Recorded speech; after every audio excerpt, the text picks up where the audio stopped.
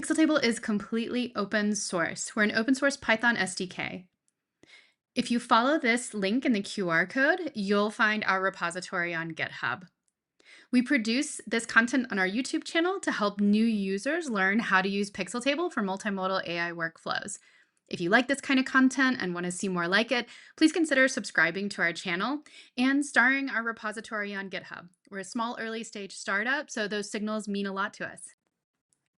Hi, my name is Allison Hill, and I lead product at Pixeltable. In this video, I'm really excited to showcase sort of an unsung hero, kind of one of those small functions that I think is incredibly useful for anyone who's working with outputs from LLMs. If you've ever had to wrangle JSON output from an LLM, then you're going to want to stay tuned to see our new List Iterator function, which allows you to be able to take the output of an LLM and use it to kind of slice and dice, blow up the number of rows that you have in a new view, table and Pixeltable so that you can work with things row-wise. I often find that working with JSON is my least favorite kind of format to work with because it often feels like this.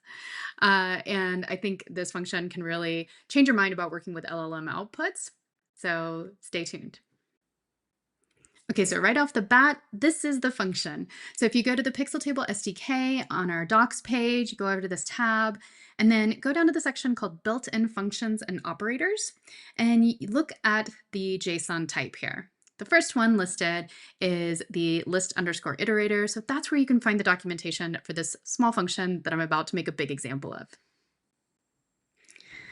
So in this video, we're going to be generating some podcast chapters using WhisperX. To be able to do this and use this really functionally in a typical workflow, I'm going to be using one of Pixeltable's newest iterator functions, which is a list iterator. So it allows us to take JSON output, which, as you know, if you've worked with AI models, is a typical output format, and then be able to blow up the number of rows essentially based on each of the items in that JSON list. So here I'm going to be generating YouTube-style chapter timestamps for podcast episodes. So WhisperX actually detects where speech starts and stops, and then we're going to have an LLM summarize each segment into a chapter title. So the end result is something pretty simple that looks like this, but if you've ever dealt with audio files or video files and trying to identify timestamps and chapters for them, then you'll know why this is actually harder than you think to create. So the problem for this is something that I've experienced before, and maybe you have too if you've been working with audio or video files, is that you have podcast episodes and you want to generate some chapter markers. So this is the kind that you might see in a podcast app or in a YouTube description. And each chapter needs a timestamp and a short description of what's being discussed so that people can bump around. And in YouTube, this is typically shown to you with some bookmarks so that you can actually scooch to the next section that you want to actually listen to. So in this recipe with Pixeltable, I'm going to be using WhisperX to transcribe the audio and detect speech boundaries using voice activity detection. In order to work with that output from WhisperX, I need to use the JSON list iterator, which creates a view in Pixeltable with one row per speech segment. Then I'm going to use GPT-4 to generate a chapter title for each segment as a computed column, and then the result is formatted as YouTube-style timestamps. So I'm going to start by doing some basic imports here, making sure I'm actually importing WhisperX and OpenAI here.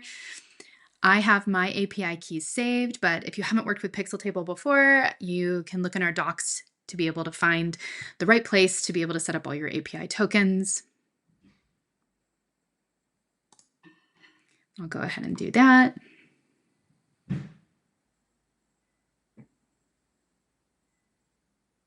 This is taking forever. Okay, so it finally went, and here I'm going to be importing Pixeltable as pxt, and then I'm going to be using all Pixeltable functions as pxtf. I'm setting this up to drop the directory if it already exists for me because I've run through this a few times, but don't worry about that if you're just working and trying to mimic what I'm doing fresh in your local workspace. You can just create the directory. In Pixeltable, this isn't an actual directory, it's not a file system, it's just a namespace so that you can save tables in an organized way. So I'm going to first create a simple table. It's going to be empty. It's going to be called podcast demo inside that directory, episodes.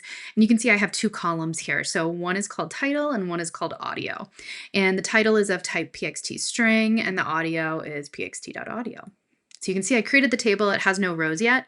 that's when I'm going to do the insert. So I'm going to insert something from a URL. This is actually hosted on the Pixeltable GitHub. So this is just an audio excerpt from the Lex Friedman podcast. So I'm going to insert a single row. One row is inserted, and then we can check out the data. So here, it's actually playable media as well. It's about 1 minute long. And the table schema so far, I'll rerun this chunk. You can see still 2 columns, title, audio. We haven't done anything fancy yet. We've just gotten one audio clip into our table. So step 1 is to transcribe it with WhisperX. So WhisperX actually does run voice activity detection, VAD, to find where speech occurs, and then it transcribes each speech region. So the output is a list of segments, each with a start time, an end time, and the text that was spoken in between the start and the end time. So these segments are actually the raw material for our chapter markers, and each segment boundary corresponds to a natural pause or transition in the conversation. Now, you might see some verbose warnings from Torch, from PyAnnote when this cell runs. They're pretty harmless. They can be ignored, but they are a little scary when you first see them. So here I am running this code chunk so it has time to run. Remember, I only have one row in this table, but I'm doing this, I'm using this function add underscore computed underscore column, and I'm creating this new column called transcription. I'm going to be using that Pixeltable function for WhisperX to transcribe it. I'm using this model, and you can see that the input I'm giving it is episodes.audio. So if you remember, my episodes table has 2 columns, title and audio. So I'm just telling it, hey, transcribe this audio for me. So you can see here's where some of the warnings start building up. It does take a little bit. This is using WhisperX under the hood, and when the first time you run this, it might install a lot of other things. Now, it tells you that it could not load libtorch codec. It actually seems to have actually done that successfully in my tests. So we're going to ignore that. It's using voice activity detection using PyAnnote. So that's how it performs that. And you can see it actually says 1 row updated. So I know the gobbledygook back printed stuff is a little scary. You can ignore that safely. Let's just print what was actually exported here. So this is just showing you the first segment. So here you can see that it has a field end, text, and start, and then average log probability. So you can see it started at 0.908, ended 10.443, and the text is of experiencing self versus remembering self. I was hoping you can give a simple answer of how we should live life. So if you know about Pixeltable, you know that at this point, what I have is a column that has been transcribed. It has this JSON output in it. It's a little bit hard to work with JSON output.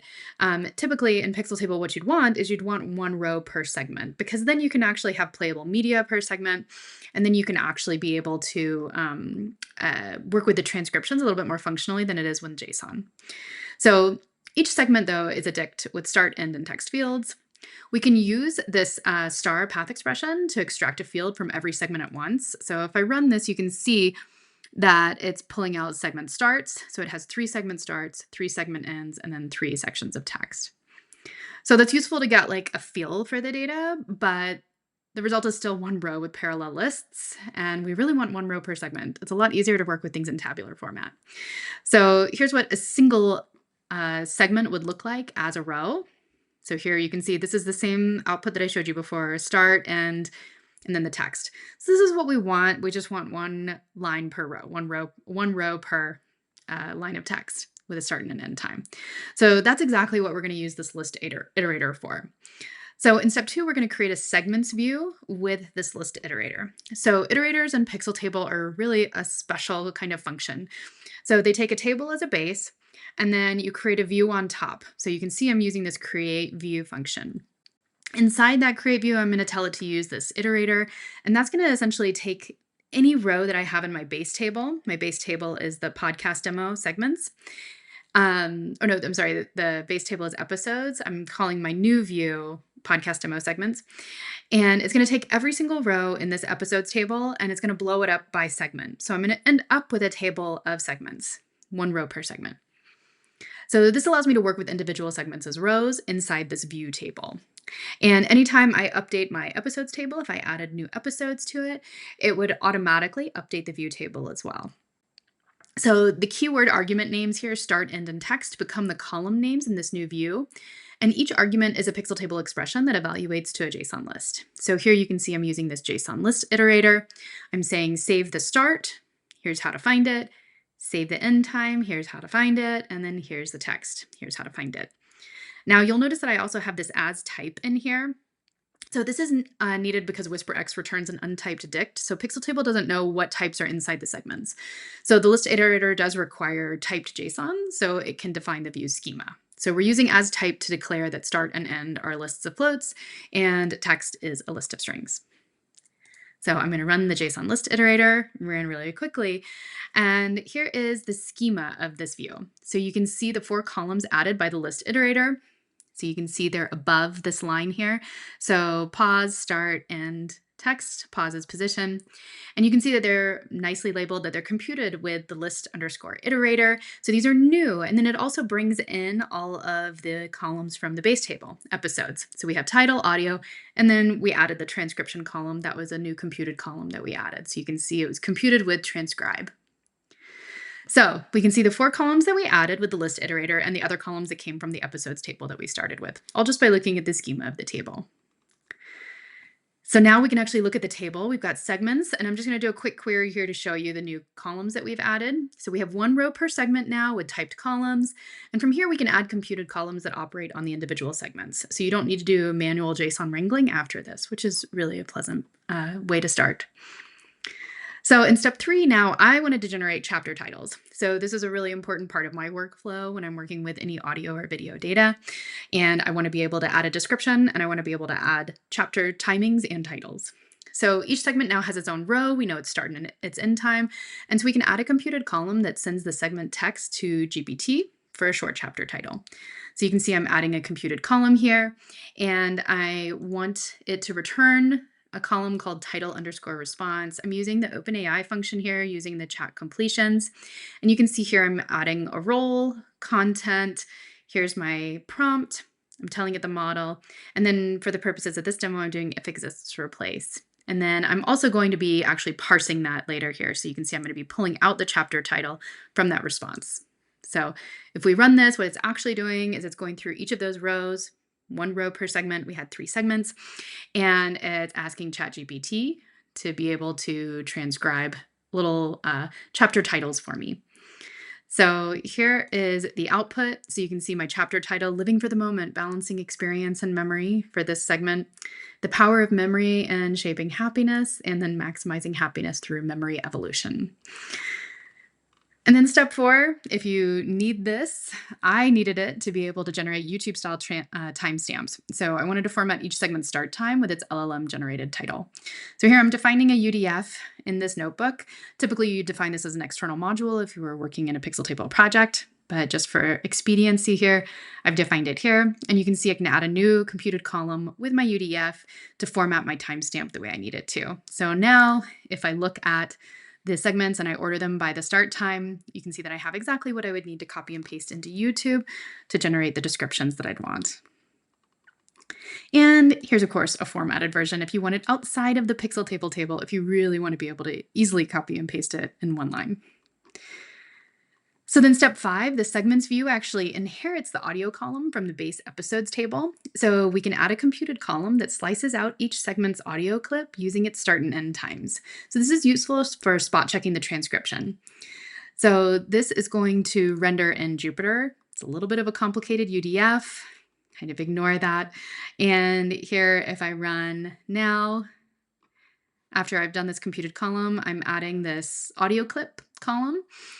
And I'm using my UDF slice audio, and you can see that now I have playable clips for each of those timestamps. So this is a great way to be able to double check both the transcripts as well as the LLM generated like chapter titles here. So you can see that each of these are the right timing segments, and you can actually hear them alongside reading what was summarized. So I hope this gave you a really quick intro to how to use the JSON list iterator in Pixeltable. It's a new function, but I think it's really useful for working with any kind of LLM output. You can see that there's a lot of JSON wrangling if you're dealing with the output of LLMs, and Pixeltable gives you some nice tools to be able to manipulate it, blow it up, make it into an iterator view, for example, and be able to work with things row-wise again. So escape the JSON prison and be able to work with your data like it's meant to be in rows and columns. If you're watching this, you made it to the end of this video. Thanks so much for watching. Please consider visiting our GitHub repository, giving us a star, and if you want to see more content like this from Pixeltable, please subscribe to our YouTube channel.